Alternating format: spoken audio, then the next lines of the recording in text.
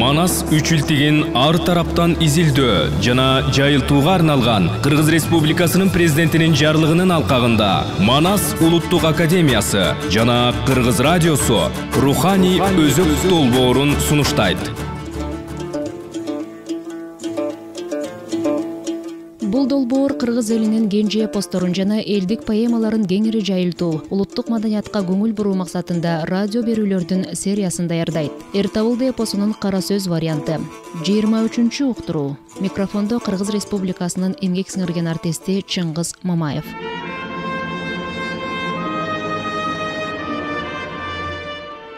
Табылды аман келсе, аруу кийим кийет деп, Шайымбет кандай болсо дагы жылаңаш жүрөт деп, жаман чапан кийгиздим. Катык адам болсун деп, кара боор жүргүздүм.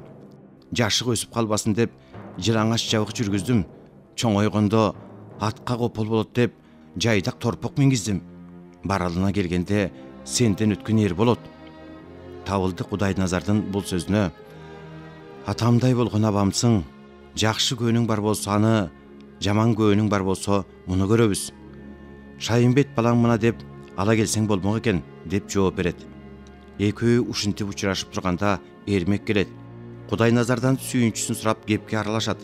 Кудайназар: табылдым аман келгенне, малым тургай, башым садага деп айтып оозун жыйгыча, катаган эли кары жашы аралаш баары жабылып келип калышат.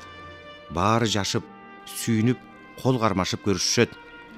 Айырга түшүп эчки муузап, баатырга өпкө чаап, үй тиктирип, мал союп той кылышат. 40 жигит Алтыбайдын кам болуп, журтка өкүм кылганын айтып сөз салышат. Аңгыча Алтыбай 13-түгү кызы Бурулчаны боз жоргого мингизип, Табылдыга тартууга алып келет. Моюна камчысын салып, колуна кылыч кармап, катасы үчүн кечирим сурайт. Табылды агалык жолун зааттап көрүшөт. Элинен болсо нарынга кайра көчкө көңүлдөрү бар же жок экенин сурайт. Элдин кабагы ачылып, карыя уста элдин буга чейинки көргөн күнүн айтып, Табылды кандай десе айтканын макул көрө тургандыгын билдирет. Устанын сөзүн угуп, элдин пейилин көрүп Табылды Алтыбай менен Кудайназардын жөнүнөн аларды курутсак деп бек айттыңыз. Каары болбой кам болбойт, кайгысы болбой жан болбойт, ынтымак болбой жол болбойт, ырыстуу кары кор болбойт. Калк ынтымакка келип, кайрадан нарынга барып конолу. Кандан калыстыгын суранып, кайра ордуна коелу. Элдияр көчтү баштасын, Эрмек экөөбүз эл артында калалы. Устакем менен Кудайназар абакем Чеш төбөнүн сазына барып конуш чалышсын. Алтыбай канга эп болсо, Айлы менен ак кыяга конуп берсин. Кызмазардын талаасын 40 жигитке коюшсун.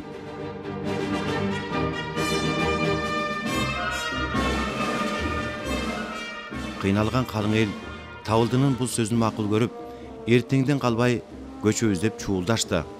Калктын ыңтайын көрүп, Алтыбай кан кулду куруп, көпчүлүктүү жеринен көчүргөнү жана башка каталар үчүн кечирим сурайт. Табылдынын жаш болсо дагы акылына баа берип, кандыкты өткөрүп бермек болот.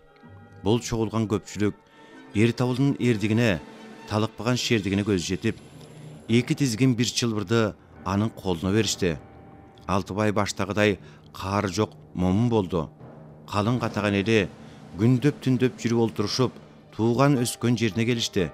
Табылды менен Эрмек элдин артынан келип, Кызмазардын талаасына 40 жигит 40ка тартып конуп, ар өзөнгө айыл толуп, ата конушуна эл жайланып калганына булардын көңүлү тоюп, өргүп жатып калышты. Таң тамаша, оюн күлкү болуп, оюндагыдай жата беришти.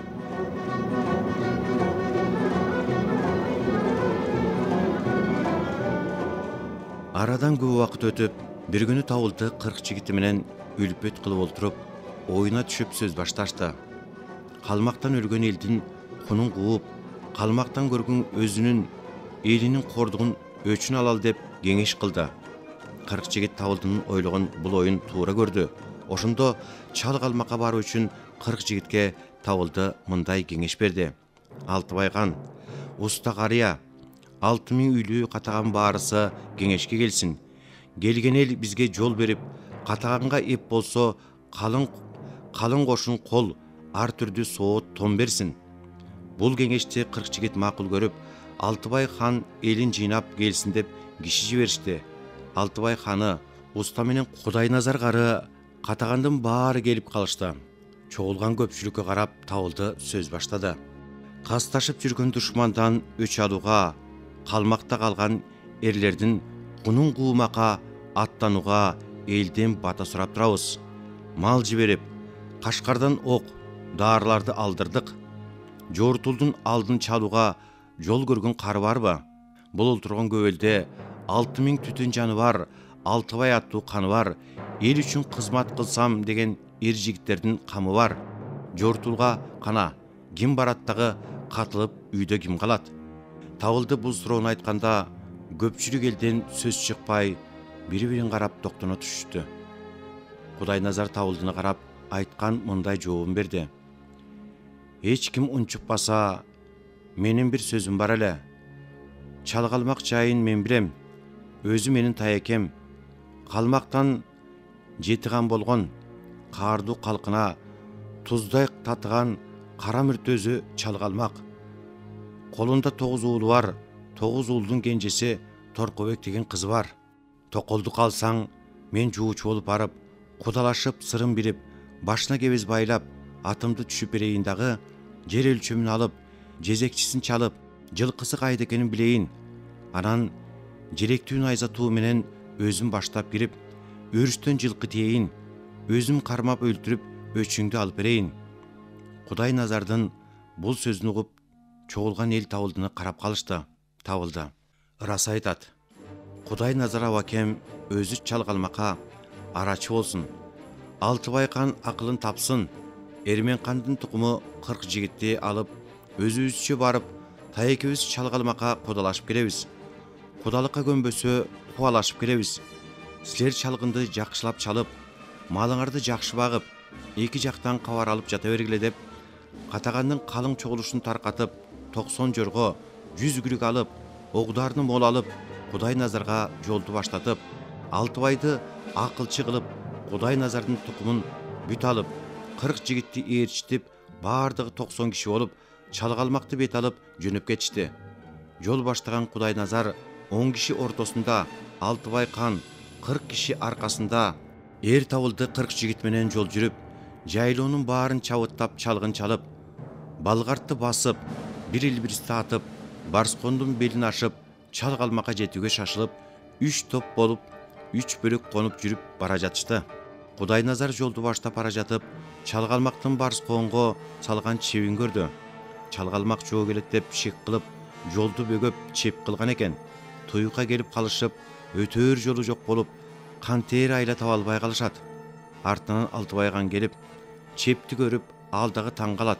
Ар түрдүү айла кылып, бирок чептен өтүүнүн жолун билишпейт.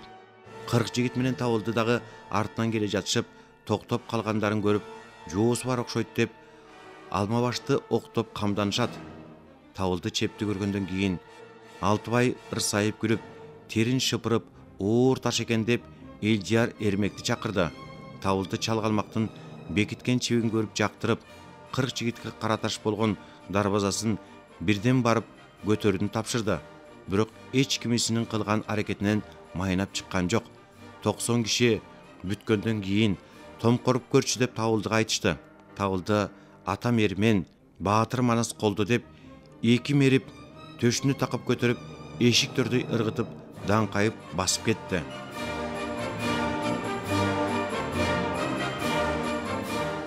Урматтуу радио угуучулар, сиздер Манас улуттук академиясы менен Кыргыз радиосу тарабынан даярдалган Руханий өзөк долбоорунан Эр Табылды эпосунун кара сөз вариантын угуп жатасыздар. Уландысын шейшемби күнү ушул маалда улантып уктурабыз. Эр Табылды эпосун кара сөзгө айлантып кагазга түшүргөндөр Таланталы Бакчиев, Айгерим Кубанычбекова. Текстти көркөм окуган Кыргыз Республикасынын эмгек сиңирген артисти Чыңгыз Мамаев, режиссеру Жыргаламанова, редактору Жаныбек Эсеналиев.